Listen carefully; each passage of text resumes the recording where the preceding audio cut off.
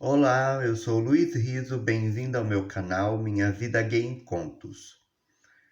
Hoje eu vou contar para vocês algumas experiências que eu tive ainda antes de encerrar esse ciclo do ensino médio e a tão sonhada maioridade, né? É, Com 10 anos, mais ou menos, a gente recebeu uma visita de um casal na casa dos meus pais. E esse casal resolveu que ia me levar para passar férias com eles. E eu fui. Fiquei mais ou menos um mês. Era um pessoal que vendia livros, chamava Barça, né? Era uma coleção de livros e eles vendiam livros. E eu fui com esse pessoal, meu pai e minha mãe deixou eu ir. E foi uma experiência, assim, super complicada. Eu não lembro de todos os detalhes, tá? Do que aconteceu durante esse período, porque eu tinha 10 anos e a memória não é igual, né? Enfim, eu lembro só que foram 30 dias, mais ou menos, que eu fiquei com eles. Eu tava de férias da escola. E lembro que eu passei fome porque ninguém fazia comida. Eles saíam para trabalhar e eu ficava nas casas sozinha. Eu sei que a gente passou por algumas cidades, mas também não sei dizer para vocês exatamente quais foram as cidades que eu passei. Eu lembro que uma delas foi Rafar. E lembro que nessa casa, inclusive, a gente ficou hospedado numa casa que tinha um pé de carambola. E o que eu comia era carambola, que era o que tinha para comer. Enfim, 30 dias depois eles me levam de volta para casa, né? Até hoje eu tiro o sarro da minha mãe e falo para ela assim: você foi muito corajosa, né? Porque eu poderia nunca mais ter voltado. Porque eu poderia ter sido sequestrado, né? Ninguém conhecia, não sabia quem eram as pessoas. Mas eram outros tempos também, né? O pensamento a respeito dessa questão da maldade era totalmente diferente. E deu tudo certo, né? Mesmo com os contras aí da questão da alimentação, que era muito ruim, mas deu tudo certo. E eu tive a oportunidade de conhecer alguns lugares, né? Meus pais viajaram para Montes Claros, em Minas. Eu não lembro quantos anos eu tinha, e lembro muito vagamente dessa experiência porque eu era pequeno, muito novo. Mas eu lembro que foi uma viagem bem interessante.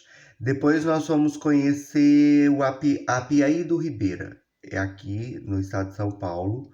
Tem duas, o Cancume e o Curutuva, que são são dois quilombos, né? Um deles é fundado em 1822, alguma coisa assim. E eu fui conhecer algumas regiões de extrema pobreza, tá? Meu pai, como evangélico, sempre teve essa coisa de angariar alimento, roupa, enfim, de um tudo e acabar indo em viagens e levar para lugares que são mais necessitados, né? Essa viagem para Montes Claros foi dentro desse princípio. O Apiaí do Ribeiro a gente fazia dentro desse princípio também, né? Teve uma época que eles se envolveram em construção de igreja lá nessa região. E era super gostoso ir para lá. É um lugar lindo. Tenho vontade ainda de voltar lá para ver de novo, né? Aquilo que você não tem capacidade de ver quando você é muito jovem. E seria interessante essa visão hoje, né? Totalmente diferente do que eu tinha naquela época. Mas eram viagens super agradáveis, assim. Tinha toda a questão da religião envolvida no meio, né? Então sempre estava tudo muito voltado para a questão da religião. Era divertido, era legal, mas assim, não tinha muito o que se fazer porque estava sempre voltado para a parte da igreja. Então eu não conhecia as partes de sair, se divertir, essas coisas. É, Eu não participava de muita coisa na escola, no sentido de festas, e principalmente as festas que estavam relacionadas a comemorações católicas, né? Por conta do vínculo da igreja e o evangélico normalmente, ainda mais naquela época, né? Não deixava os filhos participarem de nenhuma comemoração que fosse católica, porque tem muitas questões religiosas, né, que falam a respeito de cultos, a idolatria, a sacrifício a santo, e acabava que a gente não podia participar. Então, assim, festa junina, comemorações de Natal, eh, todas as festas que tinham cunho religioso, eu não participava. E passeios de escola também fiz poucos, tá? Porque alguns eram para parque de diversão, para circo, e esses lugares eu não podia ir também por conta da religião. Eu lembro que uma vez eu consegui convencer minha mãe a me deixar ir no Solar das Andorinhas. Eu fui, eu lembro que eu comprei um lanche na noite anterior e guardei para poder levar para o passeio, porque eu não tinha dinheiro para levar no passeio. Mas foi super divertido. E foi um passeio legal. Então, assim, tiveram várias questões da minha infância, adolescência, que foram, para algumas pessoas, falam assim, ah, foi triste porque era pobre, porque não tinha dinheiro. Para mim não mudou nada da minha vida, né? Na verdade, construiu quem eu sou hoje. Exemplo, festas de aniversário. Nunca tive uma festa de aniversário. Ah, mas você nunca teve porque não tinha condições? Não, não é isso. Minha mãe sempre foi assim. Ela era uma excelente cozinheira, ela é uma excelente cozinheira e sempre fez bolo assim maravilhosamente. E todo aniversário de todo mundo ela fazia um bolo. E aí tinha um bolo, tinha um pão com carne, tinha um refrigerante, mas não era festa para convidar os amigos da escola para fazer aquela reunião de gente e tal. Eram convidadas algumas pessoas ali do convívio, né? Normalmente a Loide era a melhor amiga dela, tinha os filhos, a dona Cida, que era vizinha, também tinha os filhos, e normalmente isso estava concentrado nessas pessoas muito próximas, né? Então não se fazia festa para todo mundo, se fazia festa para um grupo restrito de pessoas. E eu até hoje sou uma pessoa que prefiro algo restrito ao número menor de pessoas, né? Eu gosto de pessoas mais próximas. Quando eu vou fazer alguma coisa para mim, eu prefiro pessoas mais próximas. Eu não gosto de fazer festa para convidar muitas pessoas. Eu acho que eu me habituei a essa condição de ter poucas pessoas. E normalmente pessoas da família, é o que eu concentro na minha vida, né? São as pessoas que não vão embora, elas ficam. Então eu me concentro nessas pessoas. Então essa questão das festas de aniversário sempre foi muito interessante, mas nunca deixou de ter. Só que era restrita a um número menor de pessoas. Então não tinha festa para todo mundo. E nesse mesmo conceito de fazer as coisas em casa, os casamentos na época também eram feitos em casa, né? Colocava lá uma lona de carreta, cobria o quintal. Eu e minha mãe fazia bolo, né? O bolo do casamento normalmente era minha mãe que fazia. Nós chegamos a fazer bolo de casamento do tamanho de uma porta. E eram festas feitas para 300, 400 pessoas, porque não tinha essa máfia hoje, né? Eu falo que é uma máfia porque tudo que vai gerando um custo exorbitante, para mim, vira uma máfia. Não tinha essa máfia do casamento hoje, né? Essa pompa, esse requinte do casamento que tem hoje. Então, naquela época, reunia todo mundo da igreja, pessoas da comunidade e as pessoas que você queria na sua festa de casamento. Um doava batata, fazia aquelas batata palito cozida em conserva, né? As famosas batata de casamento. Tem muita gente que não sabe nem o que que é. Bolo, pão com carne maluca ou com carne louca ou com carne moída. Cada um fazia o pão com o que podia. E refrigerante, né? Era feito muita comida porque assim, o evangélico não bebe, mas ele come bem. Então fazia bastante comida, porque quando as pessoas bebem bebida alcoólica, elas esquecem de comer. Então o evangélico, como não toma bebida alcoólica, o que ele lembra e o que ele mais faz é comer. Então eram feitas aqueles tachos, aquelas paneladas de comida, né? De batata.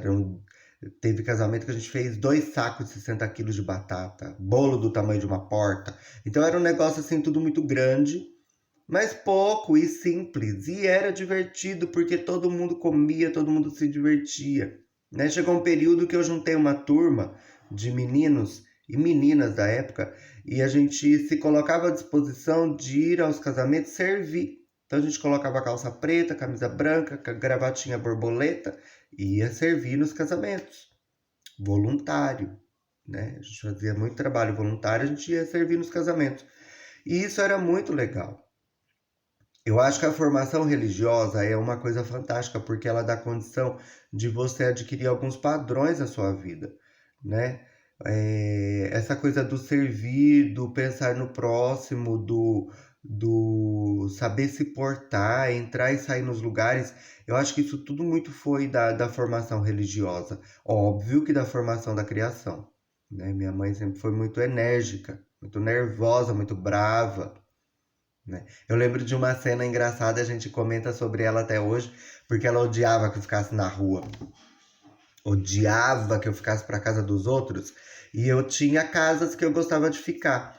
Eu ia na casa da Estela, passava o dia, eu ia na casa da Shirley, passava o dia, na casa da Jambile e Jaqueline, passava o dia, eu ia na casa da Paula e da Dona Maria, eu passava o dia, porque eram lugares que tinha televisão, na minha casa não tinha, né? Depois de um tempo passou a ter num quarto separado da casa, que era o quarto com meu irmão dormia. Então eu ia assistir televisão na casa das pessoas e ficava lá. Lá eu vestia roupa de mulher, eu passava batom, eu dançava a música da Xuxa, a gente brincava, era muito divertido, porque ali eu estava sendo eu, né? Eu não precisava estar escondidinho embaixo de um terninho com uma gravatinha para ir na igreja e mostrar que eu era menininho. Enfim. Aí, como eu comentei que eu não tive muitos problemas com meu irmão mais velho, né, o Ney, porque o Ney, na verdade, eu com 14 anos, o Thomas nasceu, meu primeiro sobrinho. Então, o Ney já estava, nesse período da transição da adolescência, o Ney já estava quase casado com a Tati, né? E já veio o Thomas, maravilhoso para nossa vida, um sobrinho lindo, e eu tinha 14 anos de idade, né? A Tati entra na minha vida sendo minha cunhada que se transforma na minha irmã, porque eu não tinha irmã, né? Nós somos em 3 meninos. Então a Tati entra na minha vida para ser minha irmã e nós passamos a ser confidentes, amigos e isso foi sempre um relacionamento muito interessante. O Thomas nasceu e eu tinha 14, o Brian nasceu eu tinha 16. Aí todo mundo me pergunta a questão da paternidade, né? Eu falo que eu fui um pouco pai, porque quando o Thomas nasceu, a minha cunhada ainda trabalhava, e eu e minha mãe que cuidou dele. Então eu troquei fralda, eu fiz mamadeira, eu limpei vômito, eu cuidei, eu coloquei para dormir, eu briguei muito, né? Ele era pequenininho, ele não sabia nem falar direito e ele não pronunciava o R. E eu era chamado de tio Lu Megela. Porque eu sempre fui bravo, eu sempre fui enérgico, eu sempre fui de cobrar postura, cobrar educação, cobrar respeito, e eu sempre bati de frente com isso. Então, assim, era a minha mãe saía no portão. Thomas, vem tomar café. Já vou, vovó. Thomas, vem tomar café. Já vou, vovó. Eu saía no portão e eu olhava e falava, pra dentro agora. Não havia contestação, porque existia uma questão de respeito. Eu mandava. Era aquela questão de colocar a condição do adulto acima da criança, né? O adulto esquece que ele pode mandar na criança, ele pode ser enérgico com a criança. E detalhe, ninguém nunca encostou um dedo para educar, ninguém nunca bateu para educar, eu nunca bati para educar, né? Apanhei, como eu contei para vocês, da minha mãe muito, mas para educar os meus sobrinhos não houve esse tipo de comportamento, nem por parte do meu irmão e da minha cunhada, muito menos meu e da minha mãe. Então a gente sempre foi enérgico no sentido de cobrar, de educar, de brigar, mas a bater nunca. Eu mesmo nunca bati, né? Nunca coloquei a mão, até porque o filho não era meu, mas nunca tive esse tipo de comportamento.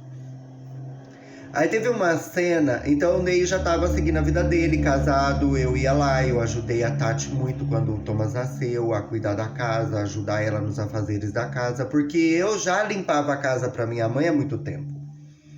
É por isso que eu digo assim, a criação foi muito importante para o que eu sou hoje, porque há muito tempo eu já limpava a casa.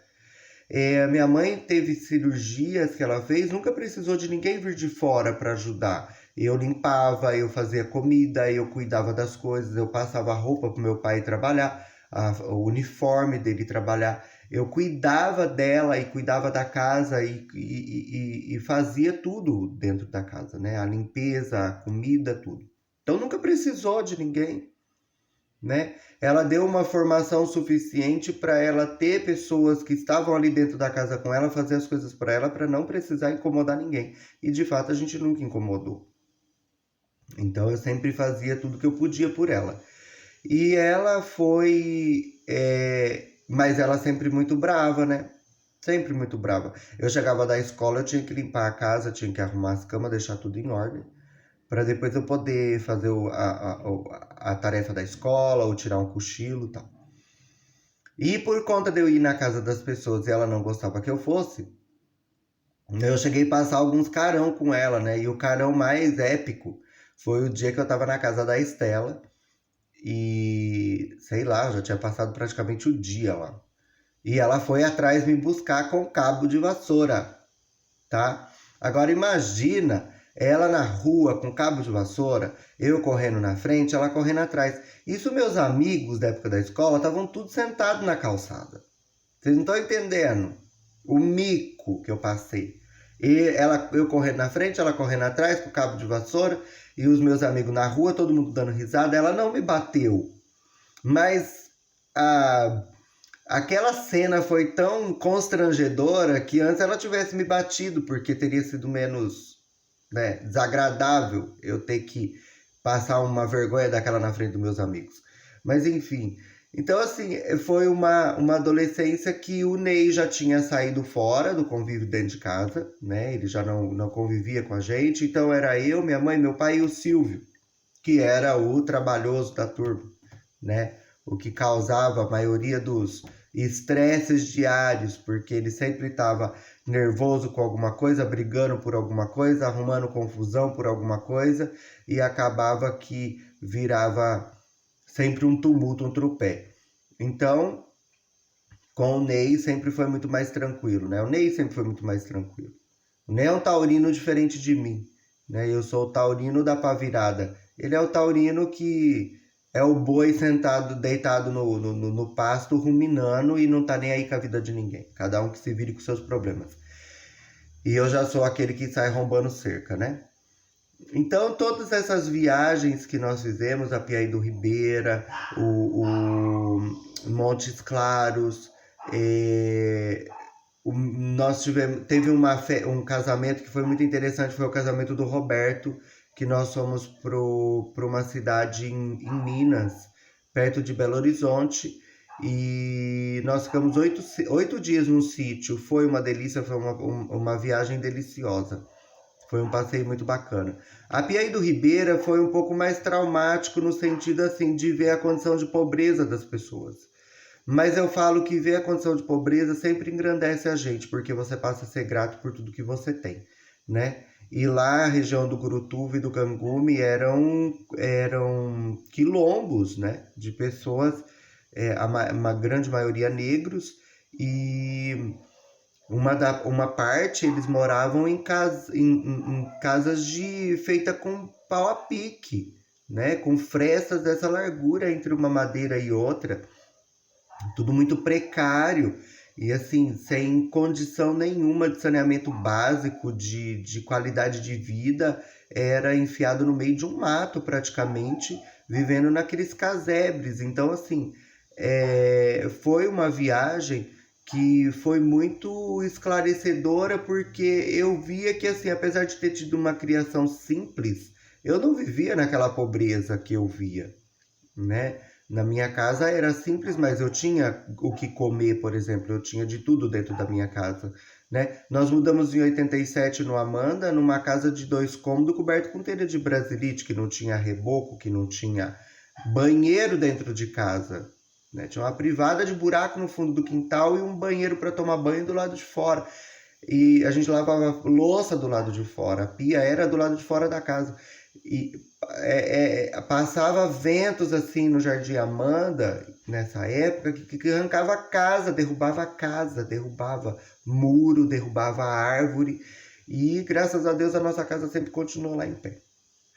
A casa foi melhorando ao longo do tempo, né? Foi construindo aquela situação. Pobre não constrói casa, pobre constrói puxadinho. Porque um dia sobra um dinheiro, vai lá, constrói um cômodo. Outro dia sobra outro dinheiro, vai lá, constrói outro cômodo. E assim foi sendo construída a casa que meus pais moram, né? E a casa que eu morei a minha adolescência e a minha infância inteira, praticamente. Né? Nós mudamos para lá em 87, então desde esse tempo eu morei na mesma casa, né? Que foi sendo melhorada a longo prazo. Então é isso, né? Como eu contei da tia Dita, que foi uma pessoa que também teve uma vida muito simples, mas que me ensinou valores maravilhosos, né? Tia Júlia, Diná, Daniela, que são primos, a Regina, são primos que eu vivi, o Rafael, dentro da casa deles muito a minha infância, porque eu tinha lugares que eu passava férias. Então, Presidente Prudente eu ia talvez uma vez por ano, não era todo ano que dava para ir, mas normalmente ia uma vez por ano para ficar uns dias na casa da minha avó, mãe do meu pai e pai do meu pai.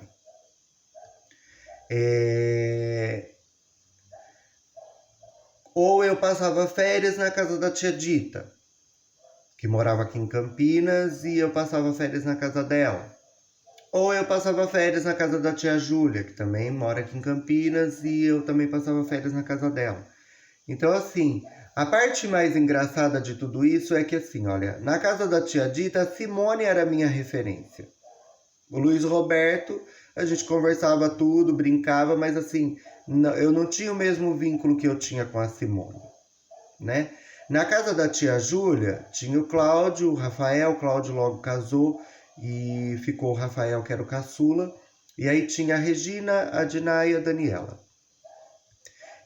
O meu exemplo eram elas, né? O meu exemplo não era o Rafael, que gostava de sair pra rua, de jogar bola, de ficar na rua. O meu exemplo eram as meninas. Eu sempre olhava para o comportamento das meninas, a atitude das meninas, e sempre achava bonito o jeito delas se comportarem, né? Até porque minha tia é sempre muito zelosa, muito cuidadosa, as meninas sempre se vestiram muito bem, sempre muito arrumadinha, tudo muito bonitinha. Então eu achava aquilo o máximo. E elas eram o que eu via como exemplo. Então, por exemplo, eu ia na casa da Estela, a Estela tinha um irmão, era o Marcos, mas eu não prestava atenção no Marcos, eu prestava atenção na Estela, né? Eu ia na casa da Jamila e da Jaqueline, ali era uma casa mais de mulheres, né?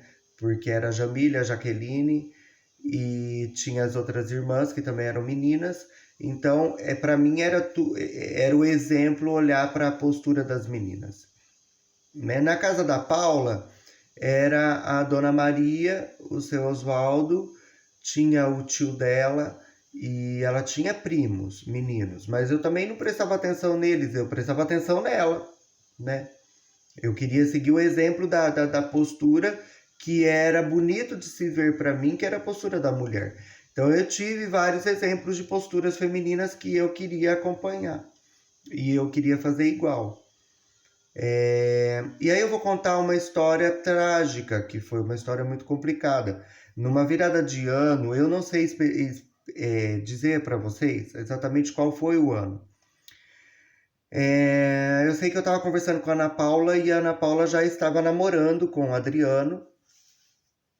E então isso deve ter sido em meados de 2000, por aí mais ou menos, tá? Eu não sei, eu não consegui lembrar exatamente em que final de ano que isso aconteceu.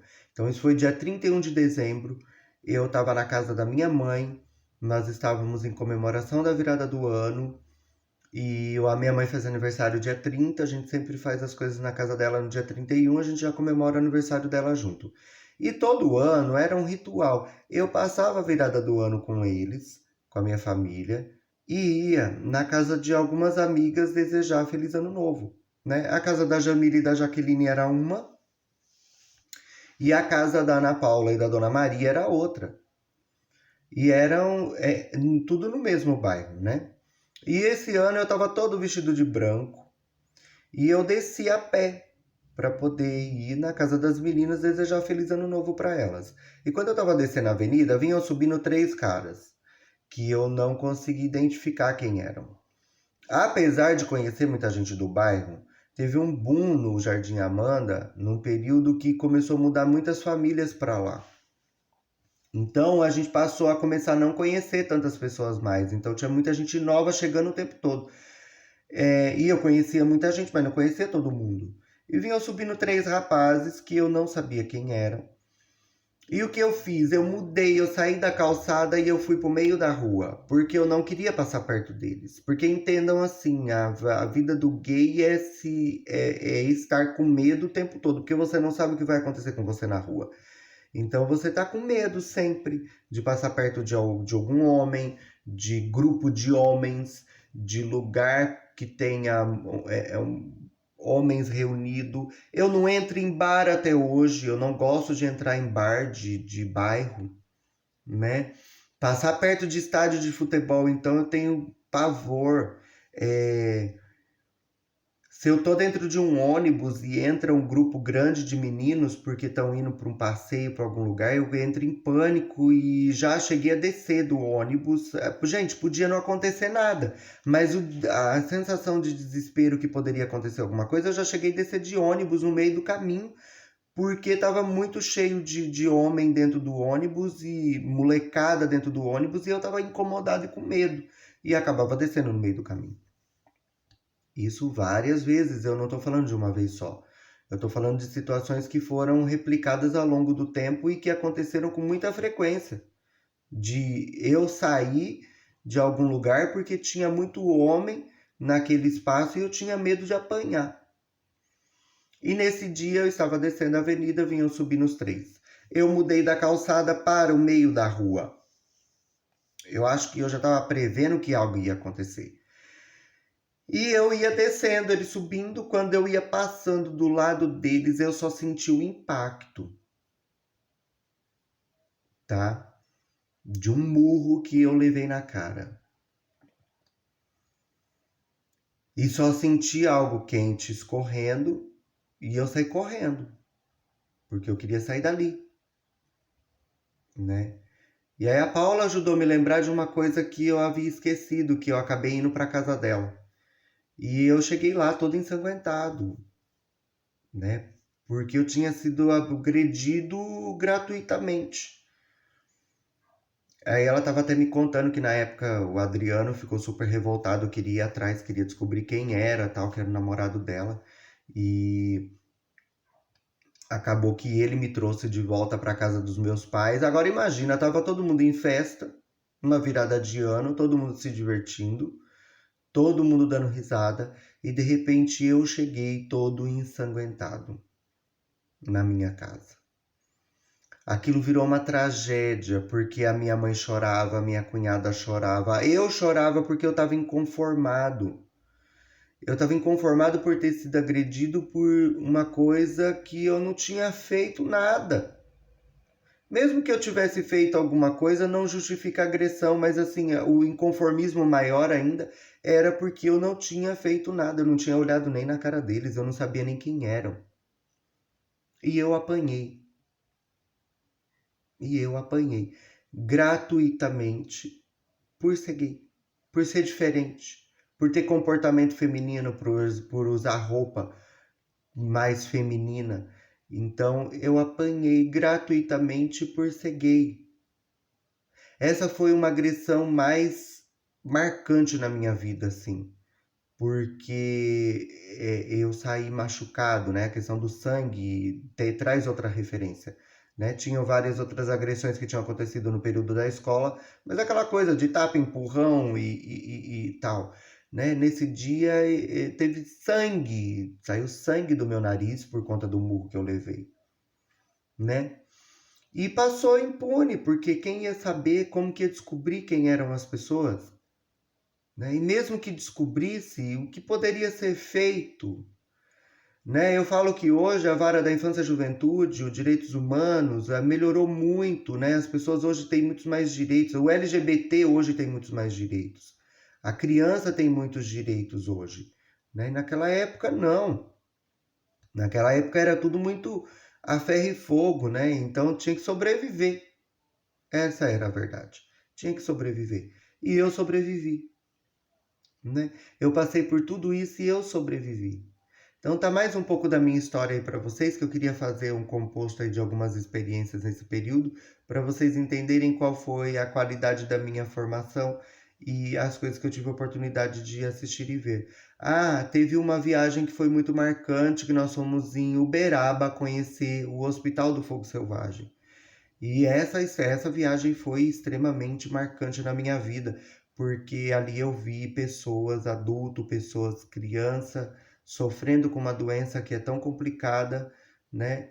E foi uma experiência assim triste, mas ao mesmo tempo engrandecedora por ver aquelas pessoas em sofrimento e você saber que você está bem, que você tem saúde, que a sua vida segue. E isso tudo foi servindo de força para eu continuar a minha vida, mesmo com todos os xingamentos, com todas as críticas, eu continuava seguindo a direção que o meu coração mandava, né? E eu continuei seguindo essa direção sem medo de nada, né? Tinha medo de pessoas. Não tinha medo de ser eu, não tinha medo de saber para onde eu queria ir. Eu sempre tive medo de pessoas, porque as pessoas podem fazer mal, né? Eu não podia, ser gay não me fazia mal, mas as pessoas poderiam me fazer mal por eu ser gay. Então, eu sempre segui a direção do meu coração. Um beijo, até o próximo vídeo.